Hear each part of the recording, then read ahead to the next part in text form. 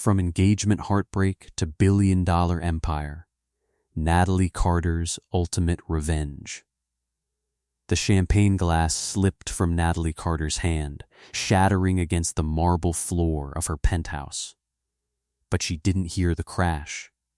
She didn't hear anything except the pounding of her own heartbeat as she stared at the phone screen in her trembling hand.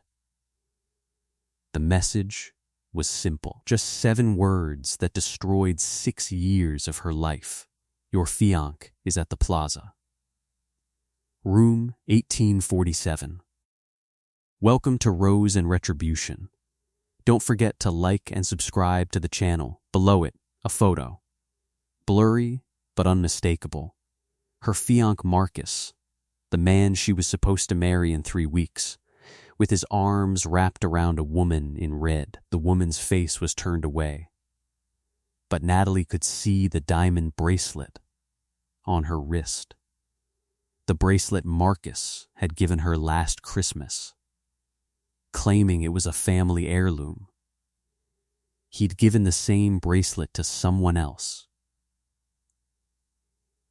The perfect facade. Natalie's hands shook as she scrolled through her phone, looking at the photos from just hours ago. Her engagement party. 200 guests, a 7-tier cake, Marcus giving a speech about how she was his soulmate, his forever. The man could sell ice to Antarctica. She looked at herself in the mirror across the room. Her auburn hair was still perfectly styled, her emerald dress worth more than most people's monthly rent. She was Natalie Carter, CEO of Carter Cosmetics, a self-made millionaire at 32.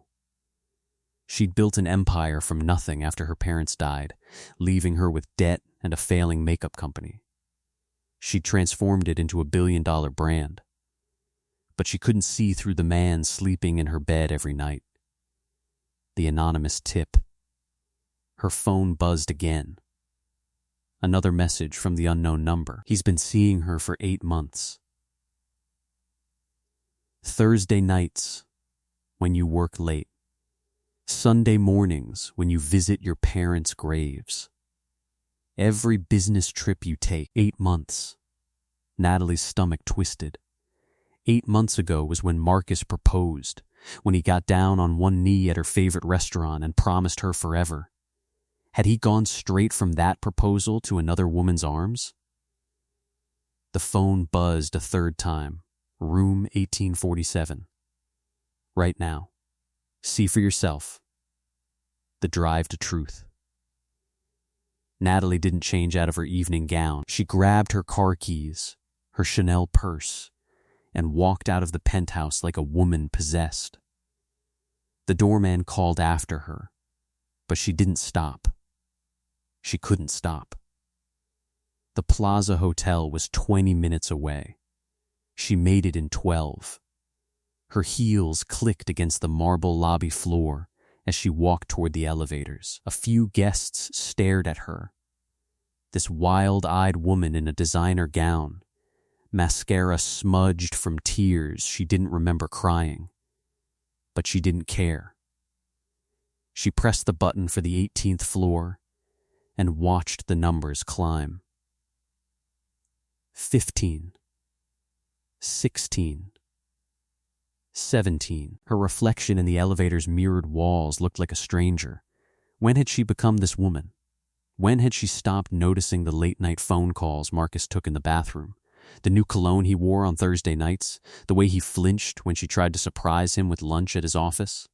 The elevator dinged. 18th floor. Room 1847. The hallway stretched endlessly before her. Room 1841. 1843. 1845. Natalie stood outside the door, her hand raised to knock. Part of her wanted to turn around, go home, pretend the messages never arrived. Maybe it was a mistake. Maybe it was someone trying to sabotage her wedding. But she knew. Deep in her bones, she knew. She knocked. Silence. Then footsteps. The door opened a crack, and Marcus's face appeared. His expression went from annoyed to horrified in half a second. "Natalie, what are you... You're supposed to be at home." She pushed the door open. Marcus stumbled back, and Natalie stepped into the room. It smelled of expensive perfume and wine. The bed was unmade, clothes scattered across the floor. And sitting on the edge of that bed, wrapped in a hotel robe, her blonde hair disheveled, was someone Natalie knew, someone she trusted. Victoria? Natalie's voice came out as a whisper. Her business partner. Her best friend since college. The woman who'd helped her rebuild Carter Cosmetics from the ground up. The woman who'd helped her plan her wedding. Victoria didn't look guilty. She looked defiant.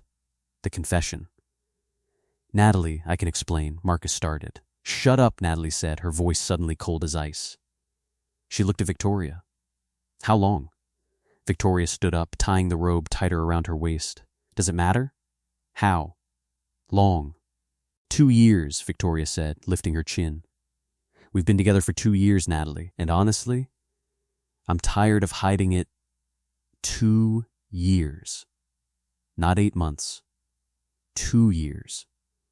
Natalie felt the room spin. 2 years meant before the proposal. 2 years meant while Victoria sat with her during lunch breaks, listening to Natalie gush about how perfect Marcus was. 2 years meant Victoria had looked her in the eye at her engagement party 6 hours ago and toasted to true love. Why? Natalie's voice cracked. Why would you? We built everything together, Victoria. I trusted you with my company, my life. Your company, Victoria interrupted, her voice sharp. That's all you care about, isn't it? Your company, your success, your perfect life. You never noticed Marcus because you were too busy being CEO of the year, so you stole my fiancé? I didn't steal him, Victoria said, stepping closer. He came to me. He told me he felt invisible around you, that you loved your company more than you could ever love him. Marcus had the decency to look uncomfortable, but he didn't deny it. The breaking point. Natalie looked between them, these two people she'd loved most in the world, and felt something inside her snap. Not break, snap. Like a wire pulled too tight. You're right, she said quietly. I did love my company. I built it from nothing after my parents died and left me drowning in debt. I worked 80-hour weeks so I could give us this life. She looked at Marcus. So you could quit your job and find yourself. So you could travel and buy that sports car and live in my penthouse. She turned to Victoria. And you. I gave you 40% of my company when you had nothing. I made you rich, Victoria. I made you powerful. You made yourself powerful, Victoria shot back. I was just the supporting character in the Natalie Carter show. Natalie nodded slowly. I see. Well, thank you for the honesty. She walked toward the door. Wait, where are you going? Marcus called after her. Natalie turned back, and her smile was arctic. I'm going home. You two enjoy your night. Natalie, Marcus started. The wedding's off, obviously, she said calmly. And Victoria? I'll see you at the office Monday morning. We have a board meeting, remember, about the merger? Victoria's face went pale. Natalie, you're not. Good night, Natalie said and walked out. The plan begins. In the elevator, Natalie pulled out her phone. Her hands had stopped shaking. Her tears had dried. She opened her contacts and found the number she was looking for. David Chen, the corporate lawyer who tried to buy Carter Cosmetics 3 years ago. The one she'd turned down because she'd promised Victoria they'd never sell. She typed a message. Are you still interested in that merger discussion? I have a proposal. The response came in seconds. Always. Lunch tomorrow? Natalie smiled. It wasn't a nice smile. It was the smile of a woman who just realized she'd been playing chess while everyone else played checkers. They wanted to betray her? Fine. She'd show them what betrayal really looked like. As the elevator doors opened to the lobby, Natalie Carter walked out with her head high and her heart ice cold. The game had just begun, and she was done playing nice. Behind her in room 1847, Marcus turned to Victoria with worried eyes. "She's going to destroy us, isn't she?" Victoria, for the first time that night, looked genuinely afraid. "I think we just woke up a dragon." The morning after. Natalie Carter didn't sleep that night. She sat in her home office, surrounded by years of financial documents, partnership agreements, and contracts. The city lights of New York glittered through her floor to ceiling windows like scattered diamonds, but she didn't notice them. She was too busy planning. At 6 a.m., she finally stood up and walked to her bedroom.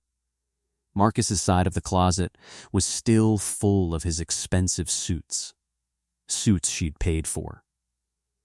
His cologne sat on the dresser. His watch collection, worth over $200,000, gleamed in their velvet case. She picked up his phone charger, still plugged into the wall, and something inside her chest twisted painfully. 2 years. He'd lied to her face for 2 years. The breakfast meeting. At 8 o'clock, Natalie sat across from David Chen at the Four Seasons restaurant. She looked immaculate. Navy pantsuit, hair in a sleek bun, makeup flawless. No one would guess she'd spent the night plotting revenge instead of sleeping. David was a shark in an Armani suit, 55 years old, with silver hair and eyes that missed nothing. "I was surprised by your message," he said, sipping his coffee. "Last time we spoke, you said you'd never sell Carter Cosmetics, that it was your legacy." "People change," Natalie said smoothly. "Circumstances change. I'm ready to discuss options." "Options," David repeated, studying her. "What kind of options?" Natalie leaned forward. "I own 60% of Carter Cosmetics. My business partner, Victoria Chen, owns 40%. There's a clause in our partnership agreement. If either party wants to sell, the other has right of first refusal." "Standard," David nodded.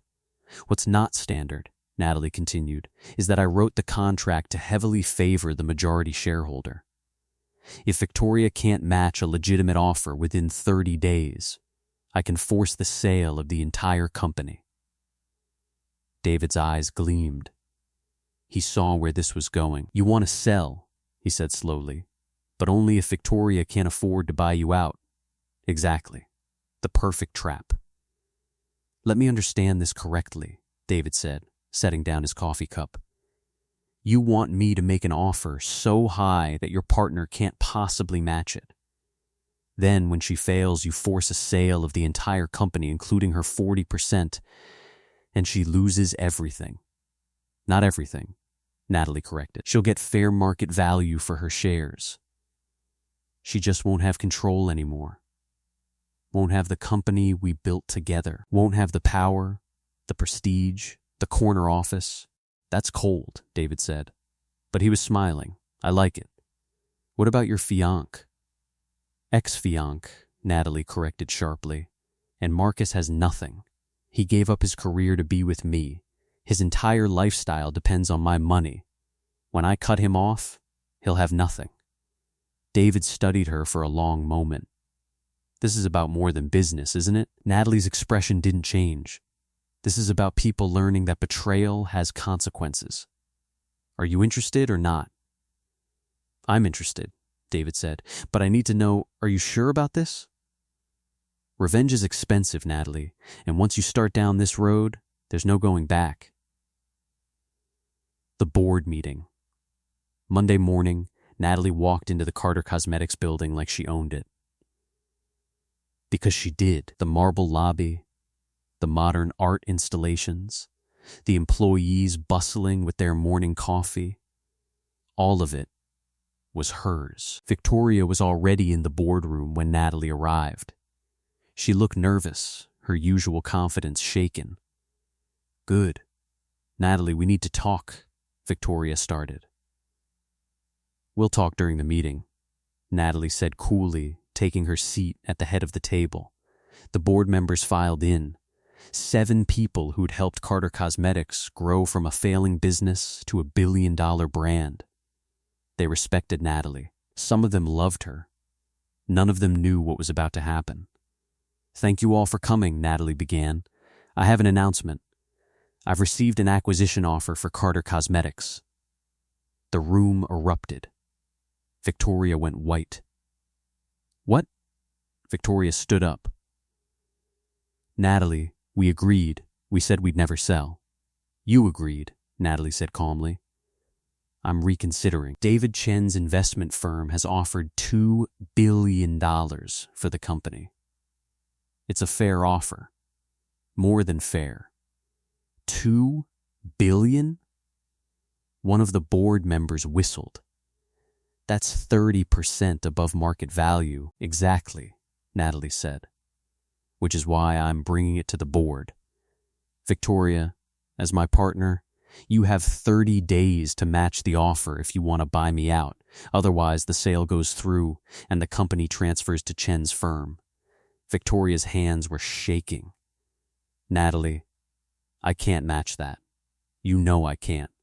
My shares are worth about $400 million. I'd need another $1.6 billion just to buy you out, and that's not even counting." "Sounds like a personal problem," Natalie said, her voice ice. The private confrontation. After the board meeting, Victoria cornered Natalie in her office. "You're doing this because of Marcus," Victoria said, slamming the door. "You're destroying our company because your feelings are hurt." "My feelings?" Natalie laughed, but there was no humor in it. "Victoria, you slept with my fiancé for 2 years. You helped me plan a wedding to a man who was in your bed every Thursday night. You looked me in the eye and lied, over and over again." "I loved him," Victoria said, and for the first time she sounded genuine. "I know that doesn't excuse what I did, but Natalie, I loved him. And he loved me. You were so focused on work, you didn't even notice we were falling for each other. So it's my fault?" Natalie asked quietly. "I worked hard to build this company, to give all of us the life we wanted, and that justifies betrayal? I'm not saying." "Get out," Natalie said.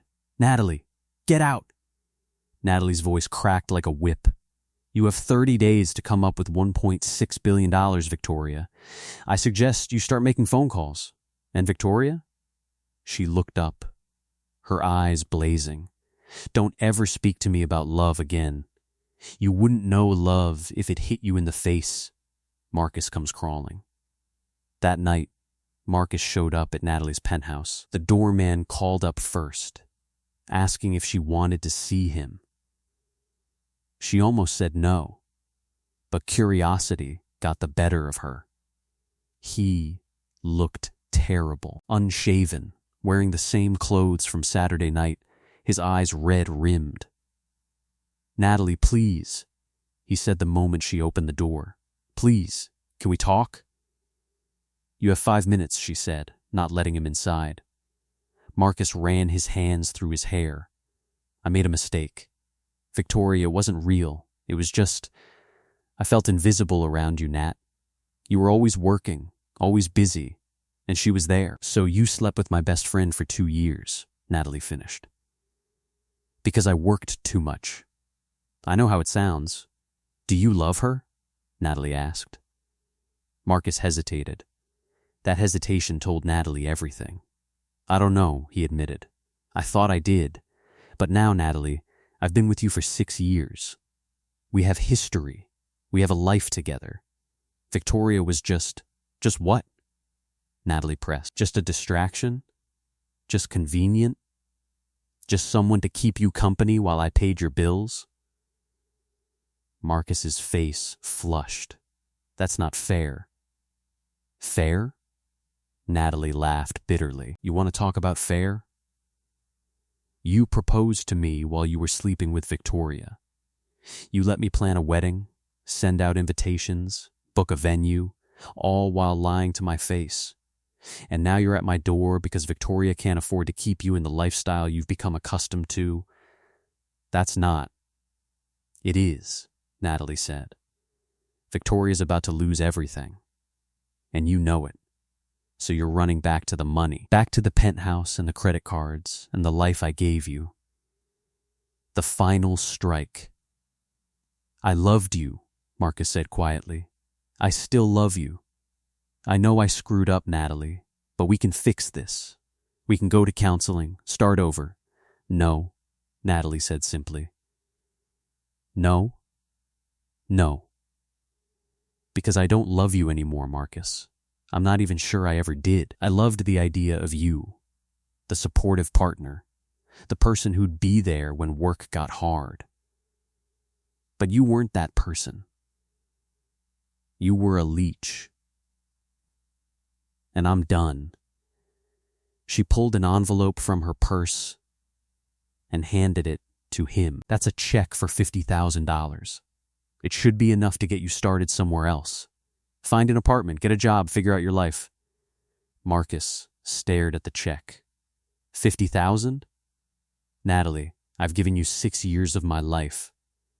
And I gave you 6 years of financial support, Natalie countered. Consider it severance pay. The penthouse is mine. The car is mine. Everything in that apartment is mine. You have until Friday to collect your personal belongings. After that, the locks change. You're serious? Marcus said, his voice hollow. Deadly serious, Natalie replied. And Marcus, don't come back. Don't call me. Don't text me. We're done. Completely, permanently done. She closed the door in his face. The plan accelerates. Back inside, Natalie poured herself a glass of wine and sat on her balcony, looking out over the city. Her phone buzzed. A message from David Chen. Victoria is scrambling for investors. She's desperate. 3 banks have already turned her down. She'll never raise the money in time, Natalie replied. Good. Proceed with the acquisition papers. I want everything ready to sign on day 31. She set down her phone and took a long sip of wine. Tomorrow, she'd start phase 2 of her plan, the part Victoria and Marcus didn't see coming.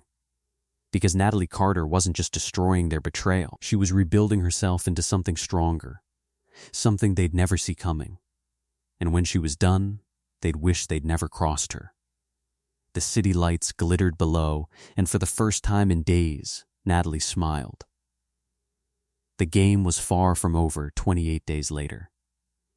Victoria Chen sat in a coffee shop 3 blocks from Carter Cosmetics headquarters, staring at her laptop screen in despair.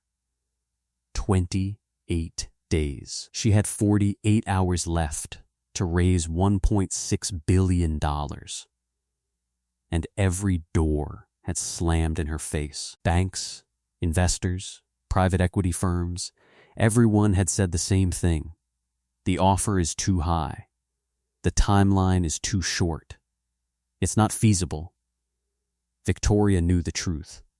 David Chen had structured the deal specifically to be impossible to match, and Natalie had known exactly what she was doing when she accepted it. Her phone rang. Marcus. Don't answer, she muttered to herself, but her finger betrayed her, pressing the green button. Victoria, we need to talk, Marcus said immediately. His voice was strained. I've been thinking, maybe if we go to Natalie together, apologize, beg her. She won't listen, Victoria said flatly. I tried. She's made up her mind. Then we fight the sale, Marcus insisted. There has to be something in the contracts, some loophole. I wrote those contracts with her, Victoria snapped. There's no loophole. She structured everything perfectly. In 48 hours, David Chen will own Carter Cosmetics, I'll be bought out, and we'll both be finished. I can't believe this is happening, Marcus said, his voice breaking. I lost everything, Victoria. My home, my life. Natalie cut off my credit cards. I'm staying with my brother in a one-bedroom apartment in Queens. Victoria almost laughed. You think you have problems? I'm about to lose a $400 million stake in a company I built with my own hands. I'm about to lose my reputation, my career. We lost it together, Marcus interrupted.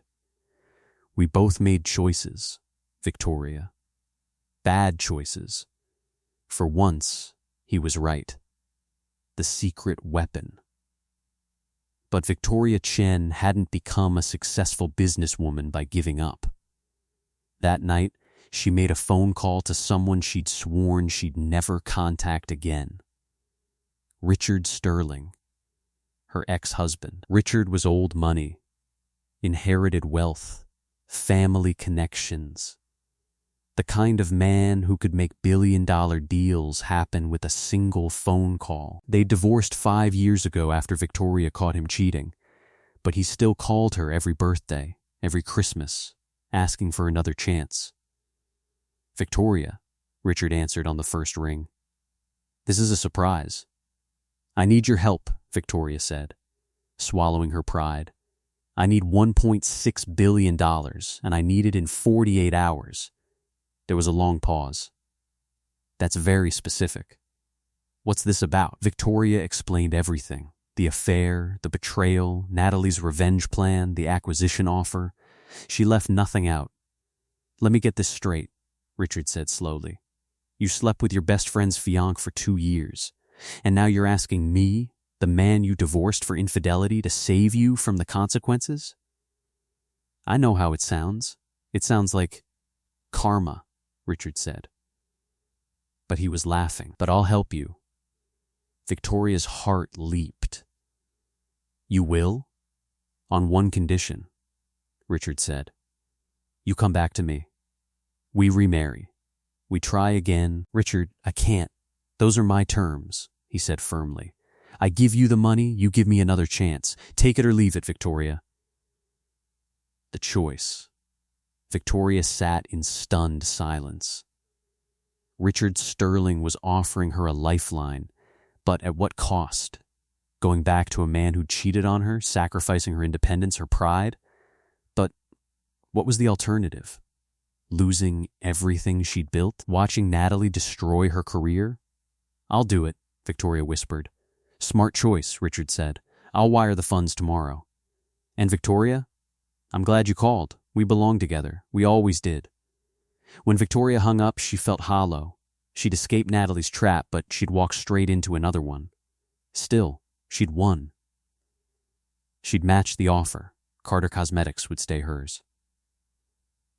Day 30. The boardroom was packed. David Chen sat on one side, his lawyers flanking him. Victoria sat on the other, Richard Sterling's wire transfer confirmation in her hand. Natalie sat at the head of the table, her expression unreadable. Let's begin, Natalie said. Victoria, you have 30 days to match David Chen's offer of $2 billion for my 60% stake. Have you secured the funds? Victoria slid the paper across the table. I have. $1.6 billion, wired to the company escrow account this morning. I'm exercising my right of first refusal. David Chen's face darkened. His lawyers looked annoyed. But Natalie? Natalie smiled. Excellent, she said. That's exactly what I was hoping for. Victoria froze. What? The real plan. Natalie stood up, walking to the window. David, thank you for your offer. Unfortunately, Victoria has matched it, so the sale to your firm is off the table. However, I do have another proposal for you. She turned back to the room. Victoria just spent every dollar she could borrow to buy my 60% of the company, which means she's now broke, deeply in debt, and owns 100% of Carter Cosmetics. Victoria's face went white. Natalie, what are you? I'm resigning, Natalie said simply. Effective immediately. I'm leaving Carter Cosmetics. The room erupted. You can't, Victoria started. I can, Natalie said calmly. I've sold you my shares. I'm no longer an owner, employee, or board member. Carter Cosmetics is all yours, Victoria. Congratulations. But you built this company, Victoria stammered. You're the face of the brand. The clients, the investors, they trust you, not me. That's not my problem anymore, Natalie said. She picked up her briefcase. Oh, and one more thing. I'm starting a new company. It's called Reverie Cosmetics. I've already secured funding from David Chen's firm, poached half of our best employees with better contracts, and signed 3 major retail partnerships. We launch in 60 days. Victoria's face went from white to green. You're competing against me? I'm competing against you, Natalie confirmed, with better products, better marketing, and better leadership. Carter Cosmetics will survive for a while on brand recognition. But without me, you'll be struggling within 6 months. Bankrupt within a year. The crushing truth. You planned this, Victoria whispered. The whole thing. David's offer, the impossible deadline. You wanted me to scramble for the money. You wanted me to buy you out. I wanted you to make a choice, Natalie said. And you chose the company over everything else. Just like you accused me of doing. This is insane, Victoria said, standing up. I'll sue you. Non-compete clause, intellectual property theft. Already covered, Natalie said. My lawyers have been over every contract. I'm not taking any Carter Cosmetics property, formulas, or trademarks.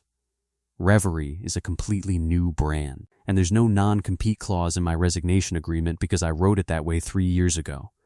I planned for every contingency, Victoria, even betrayal. Richard Sterling, who'd been silent until now, spoke up. This is brutal, Miss Carter. Even for a revenge plot. Natalie looked at him. You're Richard Sterling, Victoria's ex-husband, the man who gave her the money to buy me out. I am, Richard said. Did she tell you the terms of your deal? Natalie asked. Richard frowned. What terms? The terms where she remarries you, gives up her independence, and spends the rest of her life grateful to you for saving her, Natalie said. Because that's what you wanted, wasn't it? That was your condition. Richard's face flushed. Victoria looked down at the table. I see, Natalie said. Well, good luck to both of you. You deserve each other. Marcus's final appearance. As Natalie walked toward the door, Marcus burst into the room. He looked wild, desperate. Natalie, wait, please.